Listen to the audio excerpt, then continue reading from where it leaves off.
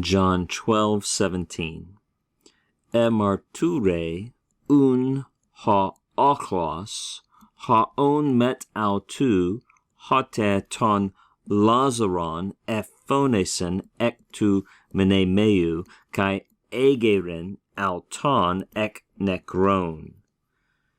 We continue here, and you expect almost an inference to be made with this un. You probably learned un with the meaning therefore, and it often does mean therefore. It usually means therefore, but Murray Harris, in his Egg and Tea commentary, the Exegetical Guide to the Greek New Testament Commentary on the Gospel of John, very helpfully points out that BDF, Blaster, Bruner, Funk, a very significant reference grammar, also points this out, that in the Gospel of John, un is sometimes just a loose transition in narrative.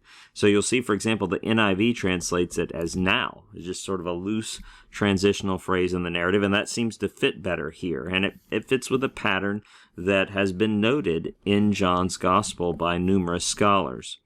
So let's go with that. Now, the crowd, and what crowd is this? It's a very specific crowd, right? And it's hooked with this article, and then we have this attributive participle. Which crowd? The crowd which was with him. Well, with him when?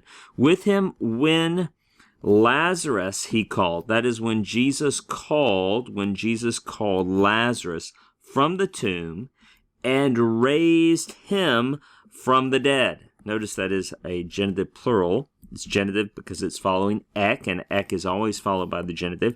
But think about that, from the dead people, right? Plural. Lazarus was among the dead people, and Jesus called him out from among the dead people back to the living.